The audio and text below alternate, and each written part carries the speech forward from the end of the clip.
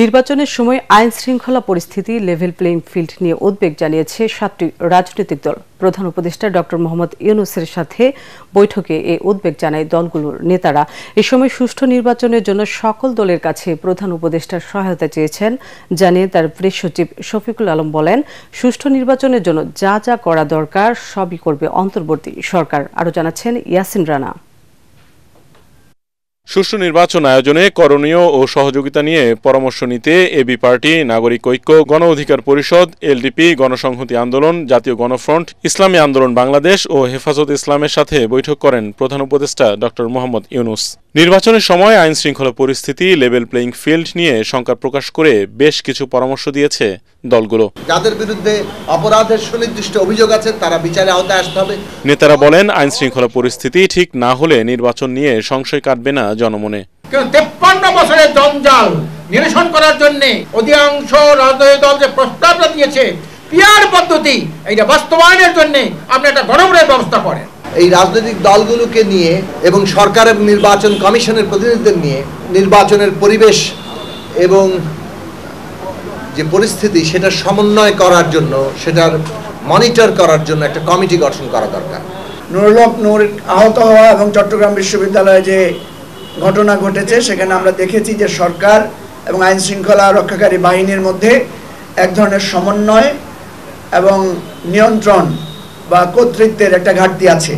এইটা যদি কেটে না ওঠে তাহলে নির্বাচন নিয়ে যে সংশয় আমরা এখন দেখতে পাচ্ছি বিভিন্ন মহলে, এই সংশয়টা কাটবে না বলে আমরা দৃঢ়ভাবে মত প্রকাশ করেছি। সংস্কার ও আওয়ামী লীগের বিচার ছাড়া সুষ্ঠু নির্বাচন হবে না বলেও মনে করে দলগুলো। ডিসি বা এসপি, আপনার ওসি বা অন্যান্য স্তরে পুলিশের যে লোকদেরকে লটারি করে আপনার বিভিন্ন জায়গায় ট্রান্সফার করবেন, এটা অত্যন্ত একটা শিশুসুলভ কথা। এইভাবে কোনোদিন প্রশাসন চলে না বা পুলিশি ব্যবস্থা চলে না।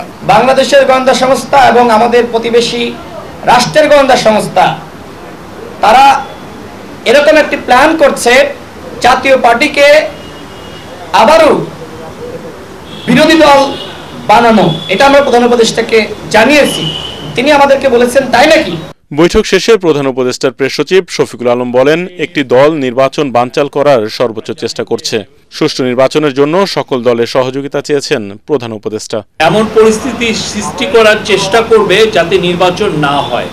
এগুলোর কিছু কিছু লক্ষণ এখন দেখা যাচ্ছে, সামনে আরো আসবে। এই জন্য আমাদের আরো সতর্ক হতে হবে। নির্বাচনকে সামনে রেখে যত ধরনের প্রস্তুতি নেওয়ার দরকার আমরা সবগুলো প্রস্তুতি নিচ্ছি। আগামী নির্বাচন উৎসব মুখর হবে এবং কেউ ভোট দিতে পারেনি এমন বলতে পারবে না বলে জানান প্রেস সচিব শফিকুল আলম। ইয়াসিন রানা, এটিএন বাংলা, ঢাকা।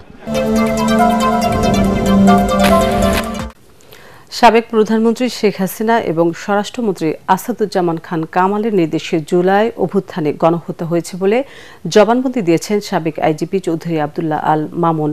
বিচারপতি গোলাম মর্তুজার নেতৃত্বাধীন আন্তর্জাতিক অপরাধ ট্রাইব্যুনাল 1-এর রাজসাক্ষী হিসেবে তিনি ভোট জালিয়াতি, আইন শৃঙ্খলা বাহিনীকে রাজনীতির স্বার্থে ব্যবহার ও গুম খুন সহ 16 বছরে আওয়ামী লীগ সরকারের নানা অনিয়মের বিষয়ে বর্ণনা দেন। এ সময় অতিরিক্ত বল প্রয়োগে মানুষ হত্যার দায় স্বীকার করে ভুক্তভোগী পরিবার ও দেশবাসীর কাছে ক্ষমা চান সাবেক এই আইজিপি। ইমদাদুল্লাহ বাবুর রিপোর্ট। আন্তর্জাতিক অপরাধ ট্রাইব্যুনালে শেখ হাসিনার বিরুদ্ধে মানবতা বিরোধী অপরাধের মামলার 11তম দিনে রাজসাক্ষী হিসেবে আদালতে জবানবন্দি দেন সাবেক আইজিপি চৌধুরী আবদুল্লাহ আল মামুন। দীর্ঘ 4 ঘণ্টার জবানবন্দিতে ট্রাইব্যুনালে তিনি বলেন, ডিআইজি হিসেবে পুলিশ সদর দপ্তরে যুক্ত থাকাকালে 2018 সালের নির্বাচনে ভোটের আগের রাতে 50% ভোট দিয়ে ব্যালট ভরে রাখার পরামর্শ দিয়েছিলেন তৎকালীন আইজি জাবেদ পাটোয়ারি। ওই নির্বাচনে সরকারি নির্দেশনা অনুযায়ী কাজ করে বহু কর্মকর্তা পুরস্কার হিসেবে পেয়েছিলেন বিপিএম, পিপিএম পদক। এভাবে ক্ষমতায় আসার পর বেপরোয়া হয়ে ওঠে বিগত সরকার। র্যাবের মহাপরিচালক হিসেবে দায়িত্ব পাওয়ার পর তিনি গোপন বন্দিশালার ব্যাপারে অবগত হন, যা সরাসরি র্যাব কর্মকর্তারা সাবেক প্রধানমন্ত্রীর সামরিক উপদেষ্টা তারিক সিদ্দিকের নির্দেশে চালাত বলে আদালতকে বলেন তিনি। আইজিপি হিসেবে দায়িত্বে থাকাকালে 2024 সালের জুলাইয়ে ছাত্র জনতার আন্দোলন প্রতিহত প্রতিহতে প্রধানমন্ত্রী কার্যালয় থেকে মারণাস্ত্র ব্যবহারের নির্দেশনা এসেছিল বলে জানান চৌধুরী মামুন। জাভেদ পাটোয়ারী সাহেবের পরামর্শে এই রাত্রে 50 ভাগ ভোট ব্যালট বাক্সে সিল মেরে ব্যালট ভরে দেওয়ার সিদ্ধান্তটা নিয়েছিলেন তৎকালীন সরকার, যা বাস্তবায়নের দায়িত্ব দেওয়া হয়েছিল তৎকালীন সংশ্লিষ্ট এলাকার DC, SP, OC, AC land, YONO এবং সংশ্লিষ্ট রাজনৈতিক নেতৃবৃন্দ।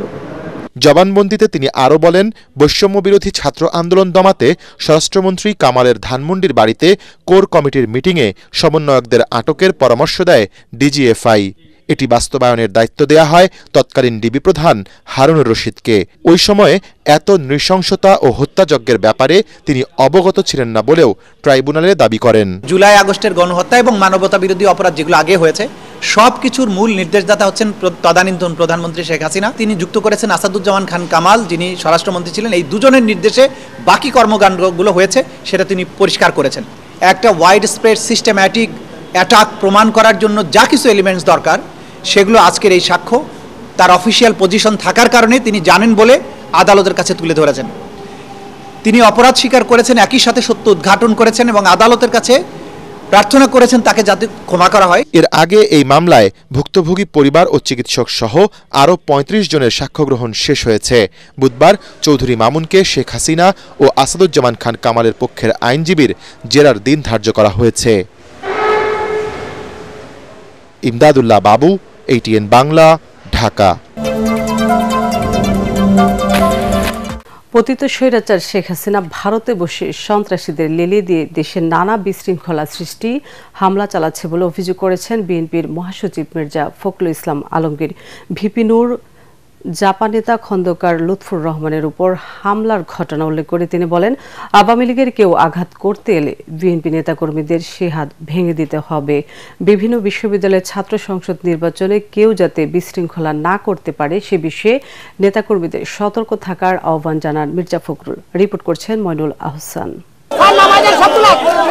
জনদুর্ভোগের কথা চিন্তা করে দলের প্রতিষ্ঠা বার্ষিকী উপলক্ষে র্যালির পরিবর্তে রাজধানীর দুই প্রান্তে ডোবা, জলাশয়ে পরিচ্ছন্নতা কর্মসূচি পালন করছে বিএনপি। উত্তরার 15 নম্বর সেক্টরের একটি ডোবায় পরিচ্ছন্নতা কার্যক্রম উদ্বোধন করেন বিএনপি মহাসচিব।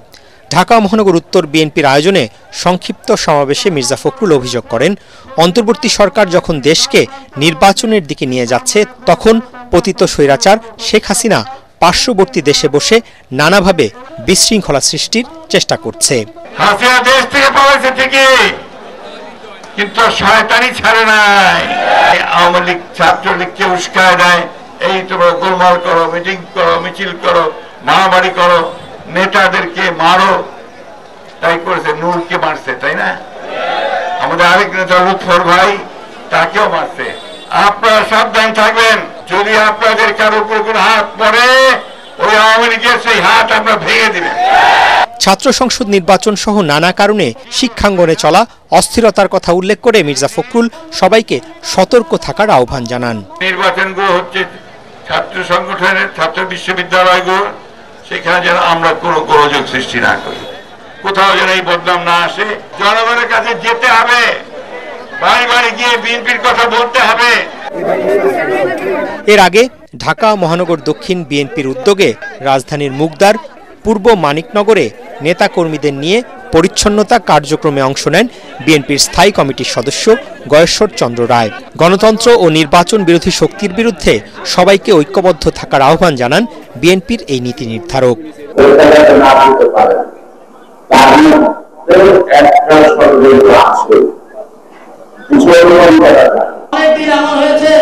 এদিকে জাতীয় প্রেস ক্লাবে আলোচনা সভায় শেখ হাসিনার ফ্যাসিবাদের অন্যতম সহযোগী জাতীয় পার্টির বিচার দাবি করে বিএনপির সিনিয়র যুগ্ম মহাসচিব রুহুল কবির রিজভী বলেন, তবে আইন নিজের হাতে তুলে নেওয়া যাবে না। কারণ এই দেশকে আওয়ামী ভয়ঙ্কর স্বেচ্ছাতন্ত্রকে প্রতিষ্ঠিত করার সিল দেওয়ার দায়িত্ব পালন করেছে, তার মধ্যে একটি হচ্ছে জাতীয় পার্টি। অবশ্যই তাদের বিচার জনগণ দেখতে চায়। বিএনপি কখনো বেআইনি কোনো ধরনের অত্যাচার, নির্যাতন, নিপীড়ন এটাতে বিশ্বাসী নয়। বিএনপির ভারপ্রাপ্ত চেয়ারম্যান তারেক রহমানের 18তম কারামুক্তি দিবস উপলক্ষে উত্তরাঞ্চল ছাত্র ফোরাম এই আলোচনা সভার আয়োজন করে। মইনুল হাসান, এটিএন বাংলা, ঢাকা।